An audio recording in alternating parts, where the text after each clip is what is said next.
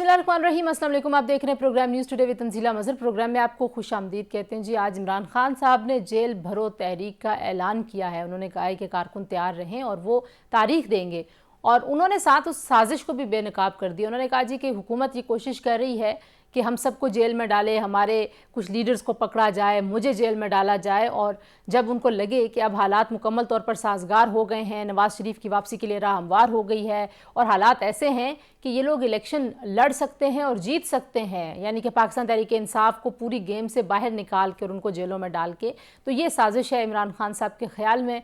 और उन्होंने कहा कि हैंडलर्स इस मौजूदा हुकूमत की मदद कर रहे हैं, और फिर उन्होंने जो इंसाफ का निज़ाम है उसके ऊपर बहुत सारे सवालात उठाए। जिस तरीके से पाकिस्तान तहरीक इंसाफ के रहनुमाओं को और शेख रशीद साहब को मुकदमात का सामना है, जिस तरीके से उनकी गिरफ्तारियाँ हुई, इमरान खान साहब ने उस पर भी सवाल उठाए।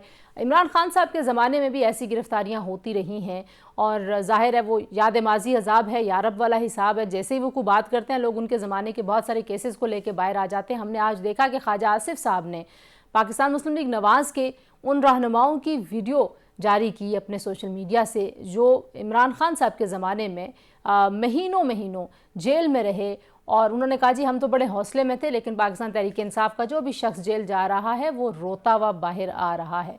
अब ये कंपैरिजन इस वक्त इस मौके पर कितना दुरुस्त है कितना दुरुस्त नहीं, इस बहस में जाए बगैर जो सियासी माहौल है वो यकीनन इस तरह की बातों से मज़ीद ख़राब हो रहा है।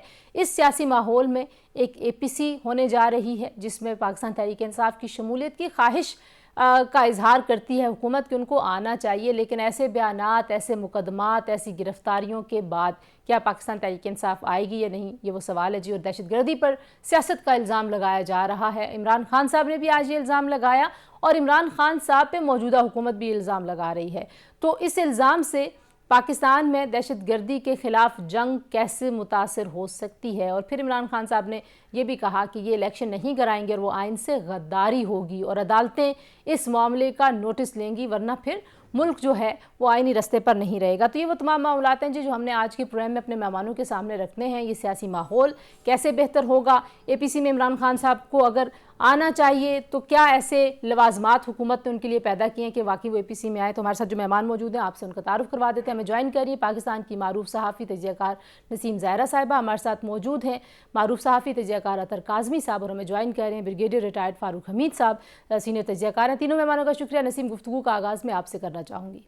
नसीम, इमरान खान साहब ने आज जेल भरो तहरीक का ऐलान किया है अभी, और उन्होंने बहुत ज़्यादा एक तो वो पुराने इल्ज़ामात दोहराए हैं, लेकिन साथ ये भी अब PTI कह रही है कि मज़ाहमत एक तरफ कर रही है, हुकूमत उनके ऊपर मुकदमात कर रही है, दूसरी जानिब इत्तफ़ाक़ राय की बात करती है। आप किस तरह से इस ऐलान को देखती हैं, और क्या वाकई आपको लगता है कि मौजूदा हुकूमत को सूट करता है कि वो इलेक्शंस में ताख़ीर करें दोनों सूबों में जहाँ इमरान खान साहब ने अपनी हुकूमतें गिराईं? सबसे पहले तो जहाँ तक इलेक्शंस का ताल्लुक है, सूट करने की तो बात अब क्या इस पे कहें, आइन तो नहीं इजाजत देता किसी सूरत भी कि इसको डिले किया जाए। हम देख रहे हैं कि आज गवर्नर जो हैं KPK के, उन्होंने तो बड़ी क्लियरली कहना शुरू किया कि जी बेनज़ीर भुट्टो साहबा की शहादत में भी डिले हुआ, तो ये मूड तो हुकूमत का यही दिखाई दे रहा है।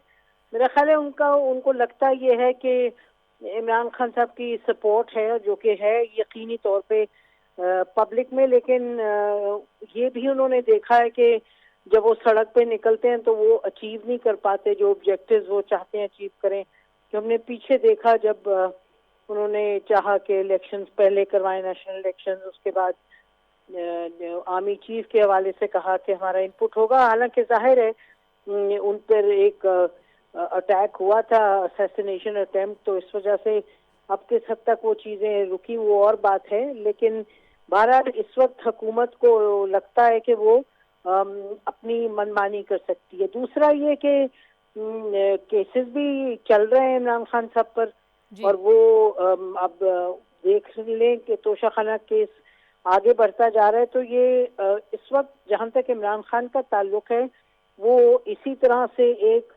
अपनी तरफ से एक अग्रेसिव मूव करेंगे। फिर उनको देखना पड़ेगा कि कितनी पब्लिक उनके साथ निकलती है या नहीं, क्योंकि अब पहले तो देखें ना, पार्लियामेंट्री पॉलिटिक्स से तो खुद ही निकल गए इमरान खान, यानी कि इन अ सेंस जब वो पार्लियामान से निकल गए, 3 उन्होंने असेंबलियां छोड़ दी।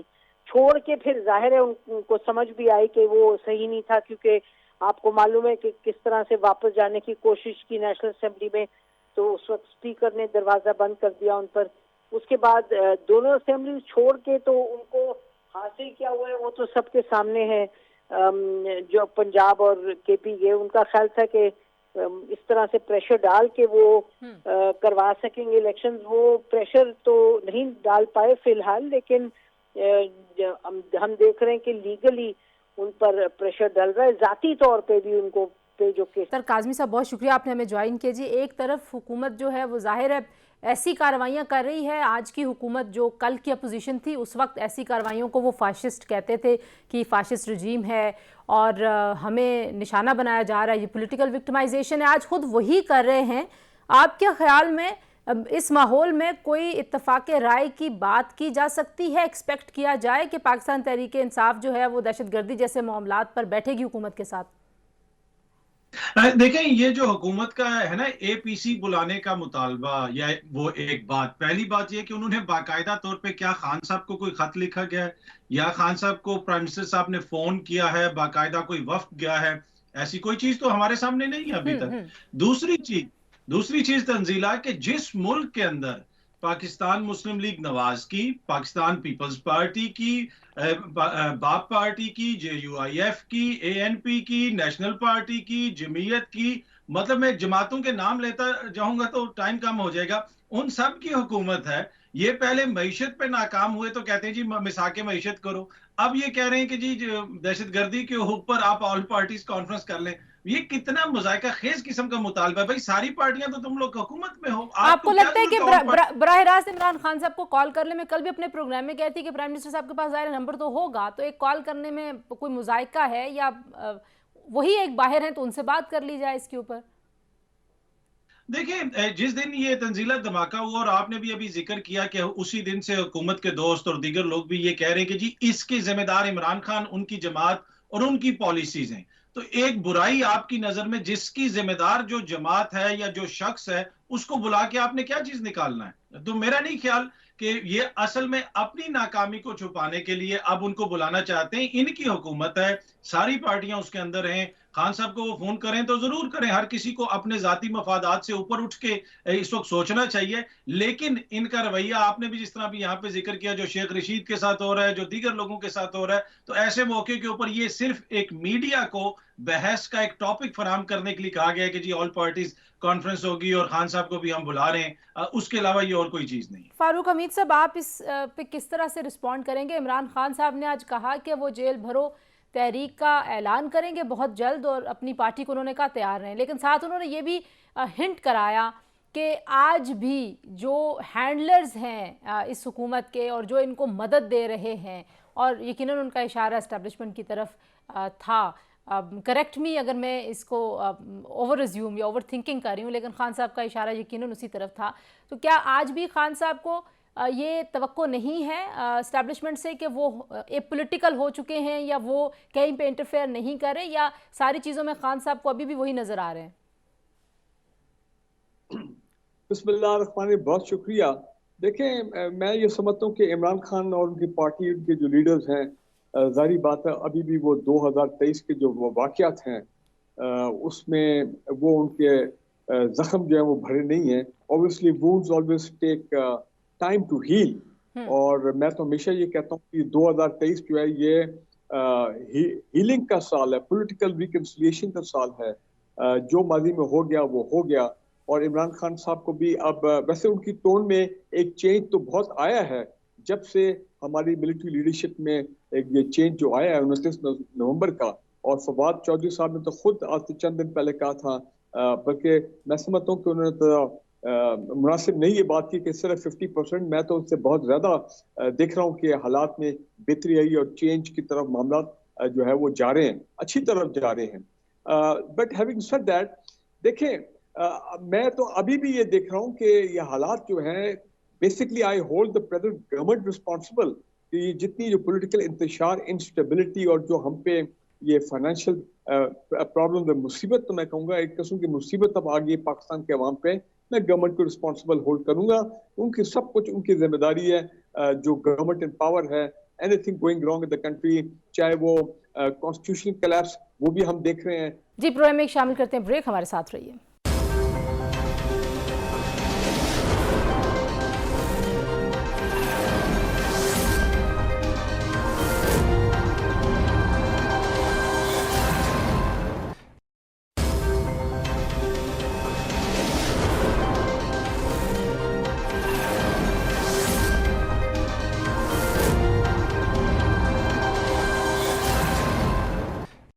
Welcome back to news today जी। और हम बात कर रहे थे, सर आपको लगता है कि मौजूदा हुकूमत इस तरह का कोई ब्लंडर करेगी? एक तरफ आप आइन की बालादस्ती की जंग लड़ने के लिए सारी जद्दोजहद के ले रहे हैं, आपने उसका परचम उठाया हुआ है, दूसरी जानिब आप आइन में वाज़े तौर पे लिखा हुआ है कि आपने इलेक्शन इतने दिनों में कराने हैं। उससे बियॉन्ड जाने की कोशिश कितनी ख़तरनाक होगी पाकिस्तान के लिए और सियासी जमातों की क्रेडिबिलिटी के लिए?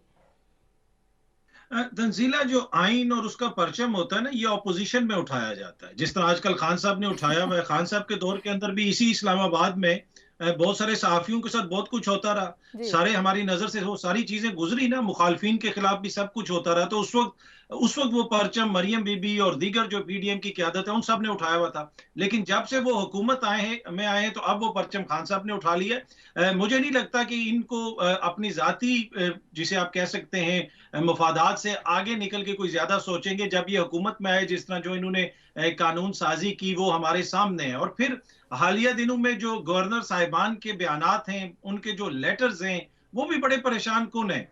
एक तरफ आप देखें कि खैबर पख्तूनख्वा में जो कौमी असेंबली के हलके हैं, वहां पे जिमनी इंतखाबात का शेड्यूल ऐलान कर दिया गया। दूसरी तरफ ये कहा जा रहा है कि जी सूबाई असेंबली के इंतखाबात नहीं हो सकते क्योंकि अमन अमान की सिचुएशन है। तो मेरे ख्याल में कोशिश तो हर मुमकिन की जाएगी, लेकिन हर चीज की एक लिमिट होती है। और मेरे ख्याल में उसको अगर आप बहुत ज्यादा स्ट्रेच करें तो फिर चीज टूट जाती है। और इसी तरह निजाम के अंदर भी एक मखसूस हद तक तो लचक होती है, उससे ज्यादा आप उसको स्ट्रेच करने की कोशिश करेंगे तो उससे कोई अच्छा मेरा ख्याल है कि that would be very bad precedent to start with, कि आप एक बार एक बहाना बना लेंगे, फिर तो कोई भी हुकूमत कभी भी इलेक्शंस नहीं कराना चाहेगी। फिर वो 10 साल बैठी रहे, 12 साल बैठी रहे, वो तो फिर उनकी मर्जी और उनकी मंशा की बात हो जाएगी। जो हुकूमत इस वक्त कार्रवाइयाँ कर रही है, जिसपे माजी में हुकूमत इसको पॉलिटिकल विक्टिमाइजेशन कहती थी और फाशिस्ट रजीम कहती थी इमरान खान साहब की हुकूमत को, बिल्कुल वैसे ही मुकदमात हैं। शेख रशीद पे मुख्तलिफ शहरों में मुकदमात हैं, फवाद चौधरी को जिस तरीके से उनके साथ उनका रवैया था। तो आप समझती हैं कि मौजूदा हुकूमत अपना केस खुद कमज़ोर भी कर रही है उन तमाम ज़्यादतियों का जिक्र करते? बल्कि आज आपने देखा होगा कि ख्वाजा आसिफ साहब ने एक वीडियो शेयर किया जिसमें उन्होंने कहा कि हम तो बड़े हौसले में थे और आप लोग तो रो रहे हैं। हाँ, ये बात देखे ना, चाहे ये फवाद चौधरी को इस तरीके से उठाना हो, चाहे शेख रशीद, इसमें तो कोई दो राय हो ही नहीं सकती। देखिए ना, दो मुख्तलिफ चीजें। शेख रशीद ने जो बात की इनके आसिफ अली जरदारी साहब के बारे में, बिल्कुल ऐसी बात जो है उसको दैट मस्ट बी क्वेश्चन, उसको कोर्ट ऑफ लॉ में ले जाना चाहिए, उनको कहना चाहिए एविडेंस नहीं है, कोई छोटी सी बात नहीं है। इमरान खान साहब ने खुद भी ये कहा, तो उनकी पूछगिछ कानूनी दायरे कार में होनी चाहिए थी। लेकिन जब आप रात के 2 बजे किसी को उठा लें, चाहे वो फवाद चौधरी हो, चाहे वो फवाद चौधरी का तो और भी ज्यादा मामला है, बड़ा क्लियरली, यानी कि इसको आप यही कहेंगे ना कि विक्टिमाइजेशन इज नॉट फाशिस्टिक थिंग, कि भाई उन्होंने इलेक्शन कमीशन के बारे में बात की जो कि उनको नहीं कहनी चाहिए थी, उनकी पूछगिछ होनी चाहिए थी। लेकिन इलेक्शन कमीशन के पास तो राइट भी नहीं है कि वो आर्टिकल 6 लगाए। अच्छा, सिटिशन के केसेस जो आप कह रही हैं, आप बिल्कुल ठीक कह रही हैं, लेकिन इस वक्त हुकूमत को लग रहा है कि इसको किसी चीज का सामना ही नहीं, कोई पूछने वाला नहीं। अब वो इनको क्या नाम है, इमरान रियाज खान, जिनसे बहुत मैं डिसएग्री करती हूँ और वो बहुत उल्टी पुल्टी बातें हम हमारे हवाले से भी करते रहे, लेकिन उनको आप उठा के ले जाएं, आप उनको पकड़ लें, बार बार आप उन्हें पकड़ने की कोशिश करें। और ये देखिए, एक वो जो है ना थिंकिंग जो मिसिंग पर्सन ऑफ बलूचिस्तान के साथ है कि भाई एक पॉइंट पे आपको लगता है कि जी हमें कोई पूछने वाला नहीं है, तो जो हमारा दिल में आए हम करें। तो उस मोड में ये हुकूमत या इनके सपोर्टर्स चले गए हैं। और ये बात क्लियर है कि ये शुक्र है कि कोर्ट कहीं न कहीं देख रहे हैं। फारूक हमीद साहब, जो अभी मैंने कहा कि एक तो खान साहब ने हिंट कराया, दूसरा शेख रशीद साहब के भतीजे की गुफ्तगू में सुन रही थी, उन्होंने कहा जी कि शेख साहब किसी थाने में मौजूद नहीं है। अच्छा, फवाद चौधरी साहब जब कस्टडी में थे तो उनके हवाले से भी यही बात हो रही थी। और ये जो नामालूम अफराद हैं या ये जो उनको कभी हम खलाई मखलूक कहते हैं, कभी क्या कहते हैं, तो ये उनके हवाले इस तरह की गिरफ्तारियों में जब तक आते रहेंगे, कैसे एस्टैब्लिशमेंट साबित करेगी कि नहीं उनकी कोई मुदाखलत नहीं है या उनका कुछ लेना देना नहीं है? क्या ऐसा होना चाहिए एस्टैब्लिशमेंट के एंड पे कि वाकई ये जो इस तरह की बातें होती हैं होना ख़त्म हो जाए, या कम से कम इन बातों के जवाब आएँ? ये वन साइडेड इल्ज़ामात हैं, मिसट्रस्ट पहले ही बड़ा इदारे के ऊपर, तो ये मज़ीद बढ़ जाएगा। मेरा ख्याल है जो इस वक्त चेंज हम महसूस कर रहे हैं और देख भी रहे हैं वो यही है कि आपको हमको कहीं पे अब इस तरह के जो सिग्नेचर्स हैं, जिस तरह पिछले साल इल्जाम लगाए जाते थे, अब उस तरह के एस्टैब्लिशमेंट के सिग्नेचर मेरा नहीं ख्याल है आपको नजर आएंगे। बेशक उनकी बड़ी गहरी नजर है पाकिस्तान की इंटरनल सिक्योरिटी पे, इंटरनल जो हालात इस वक्त चल रहे हैं और खासकर दहशतगर्दी, एक्सटर्नल सिचुएशन, सब पे उनकी नजर है। लेकिन आई डोंट थिंक कि ये जो रोजमर्रा की जो हम देख रहे हैं, आपको नजर नहीं आ रहा? मैं जरा अतर से पूछना, अतर साहब क्विकली अगर आप भी इस पे रिस्पॉन्ड करते हैं। आप जी फारूक साहब बात पूरी कर लीजिए। एक बात मैं कुछ मैं समझता हूँ कि हमारे गवर्नमेंट जो है और खासकर जो इंटीरियर मिनिस्टर साहब हैं वो एक बड़ी एग्रेसिव सोच वाले आदमी है और उनकी बैकग्राउंड सब चीजें तो हम सबको मालूम है। आई थिंक उनको थोड़ा सा कंट्रोल करना पड़ेगा, क्योंकि पॉलिटिकल रिकंसिलिएशन अगर नहीं होगी, अगर इस किस्म के मामला तो रुकेंगे नहीं कि हर दूसरे बंदे को रोज उठाया जा रहा है और फिर उसको अरेस्ट करके और फिर जलीलो ख्वार करना। देखें, this is only going to add more इंतशार, सियासी इंतशार इन पाकिस्तान। ये जेल भरो, ये तमाम सिंबॉलिक बातें हैं, लेकिन अगर आईएमएफ के एग्रीमेंट हो भी जाता है उसके बाद जो एक माशी बुरहान जो अपना मैं देख रहा हूँ जहाँ पे आएगा, पाकिस्तान में इन्फ्लेशन, कीमतें, अनरेस्ट होगा, तो सोशल अनरेस्ट होगा। मैं समझता हूँ कि उससे और हालात खराब होंगे।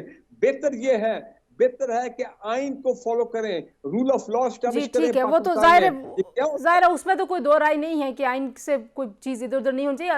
लेट्स टेक अनदर ब्रेक, और ब्रेक से वापस आते हैं, गुफ्तगू को यहीं से जोड़ते हैं। हमारे साथ रहिए।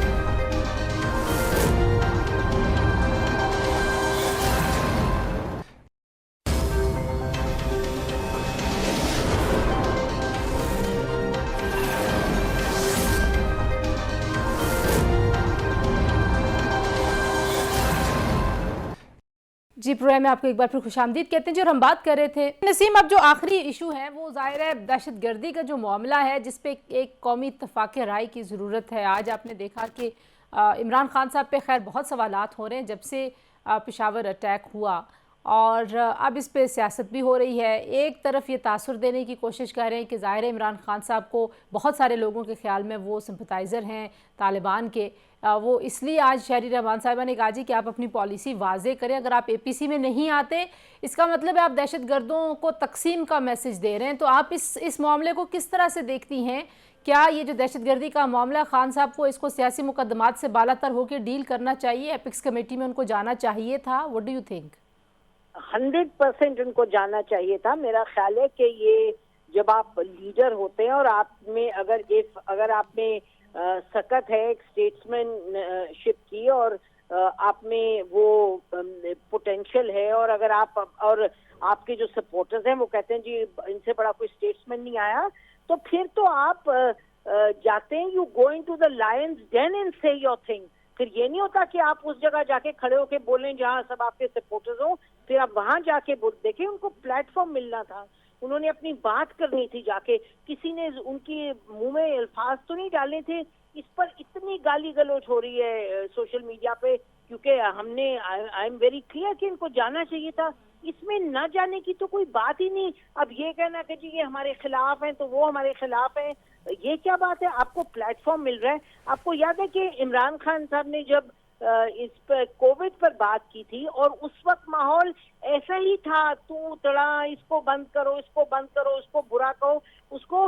तो एक 33 साल के लड़के ने, नौजवान ने क्या कहा था खड़े होकर कराची में प्रेस कॉन्फ्रेंस में? उसने कहा था इमरान खान साहब आप मेरे, you are my prime minister and I will stand behind you, and that young man was Bilawal Bhutto. ये चीजें करने की होती हैं भैया। आपकी लड़ाई अपनी जगह चल रही है, लेकिन आप, ये बहुत बड़ी एक चीज है, इसमें सियासत नहीं खेलनी चाहिए थी। He should have gone. अगर आपको भी कोई ऐसी मुदाखलत के अब मिलते हैं शवाहिद, क्योंकि हमने फवाद चौधरी साहब और दीगर लोगों की गुफ्तगू माजी में सुनी थी, माजी करीब में, और वो कहते थे कि हालात बेहतर हो गए हैं और हमें अब वो कॉल्स नहीं आती, लेकिन अब जब इस तरह की गिरफ्तारियां होती हैं तो फिर जिक्र होता है ऐसी जगहों का कि शायद वो थाने में नहीं हैं, किसी एजेंसी के पास हैं लोग, या वो पूछगछ कर रहे। तो ये कैसे आप देखते हैं इसको, मिसट्रस्ट जो है पॉलिटिकल पार्टीज में इस हवाले से?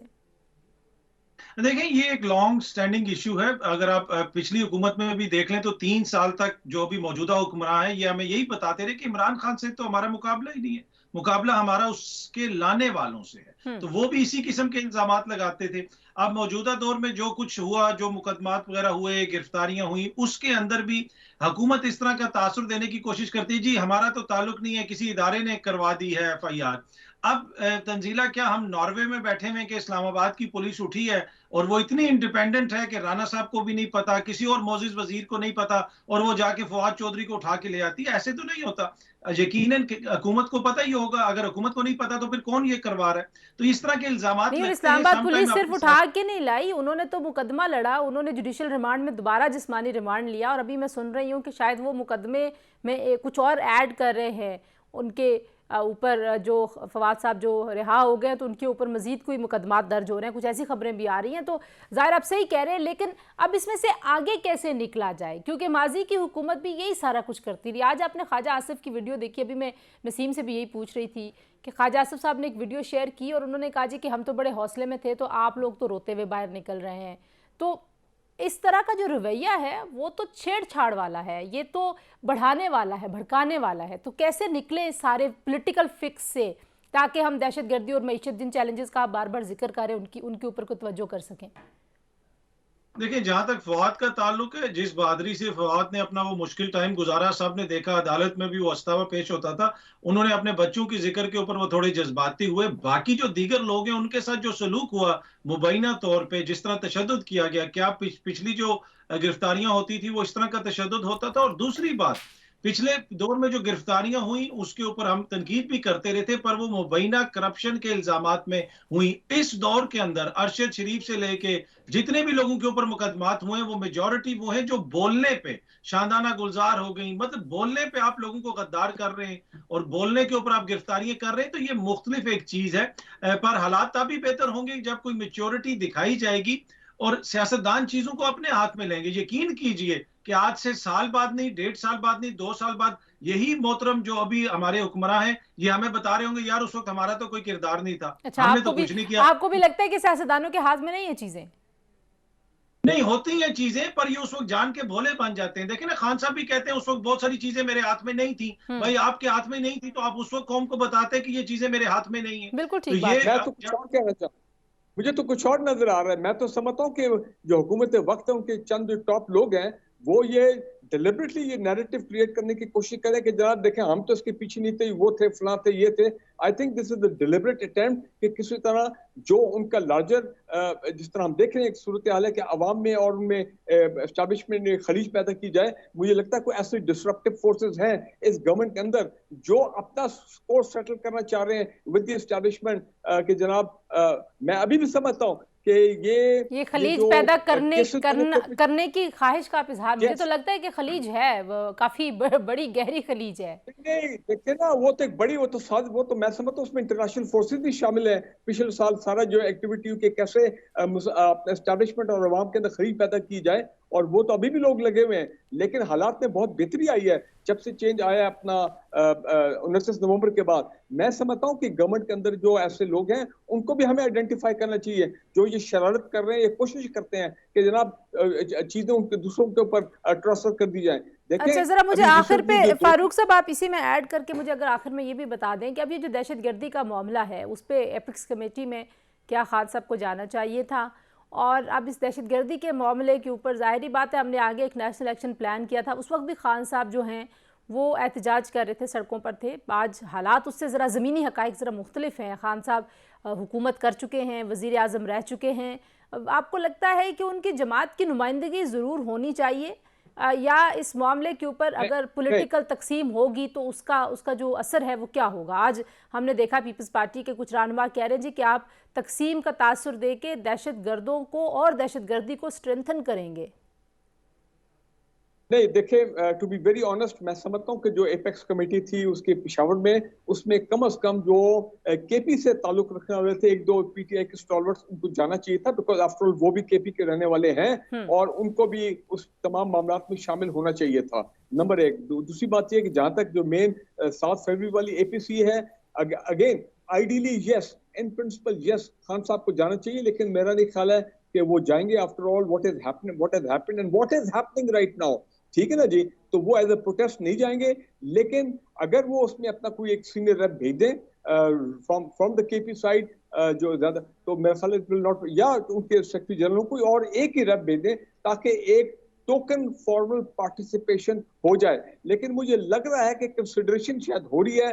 खबर तो आई थी कि वो अपना कंसिडर कर रहे हैं इस चीज को कि आजम स्वाति साहब को भेजें, या बल्कि मीडिया ने तो अभी शेख रशीद का नाम भी लिया है, बट शेख रशीद अभी एक और सूत्र में फंसे हुए हैं। लेकिन कोई ना कोई टोकन रिप्रेजेंटेशन होनी चाहिए फ्रॉम। लेकिन बात वो ये है, लेकिन जब जिस गवर्नमेंट को चाहिए, खुदारा ये जितने पॉलिटिकली ओरिएंटेड केसेस हैं इनको खत्म कर रहे हैं, इनका कोई फायदा नहीं हो रहा, उल्टा इसका गवर्नमेंट को नुकसान हो रहा है, इसका मुल्क को नुकसान हो रहा है। नहीं, इसका तो देखें ना, ये तो विक्टिमाइजेशन सरासर इसलिए नजर आती है कि एक आध मुकदमा आप करें किसी पे, चले समझ आती है कि आदमी पे आप 4 मुकदमे मुख्तलिफ शहरों से कर रहे हैं, तो अतर ये जो अब दहशतगर्दी वाला मामला है उसके ऊपर सियासत के इल्ज़ाम आपको पता है पिछली हुकूमत में भी लगते रहे। हम हमेशा देखते हैं कि सियासी मुखालिफिन के ऊपर इस तरह के इल्ज़ामात लगाए जाते हैं। कभी अब आप कहते हैं कि ये मोदी का यार है, कभी आप कहते हैं कि दहशतगर्दों का सिंपथाइज़र है।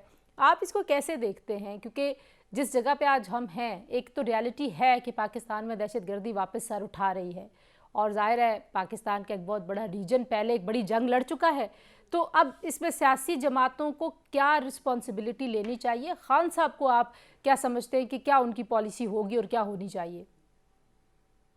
देखिए, जहां तक ये ताल्लुक है कि जो जिस तरह की बातें एक दूसरे के खिलाफ की जाती हैं, ये मोदी का यार बिलावल साहब कहते होते थे, उसके अलावा खान साहब को तालिबान खान, दहशतगर्दों का साथी, कादर पटेल, क्या कुछ पार्लियामेंट के अंदर नहीं कहते रहे।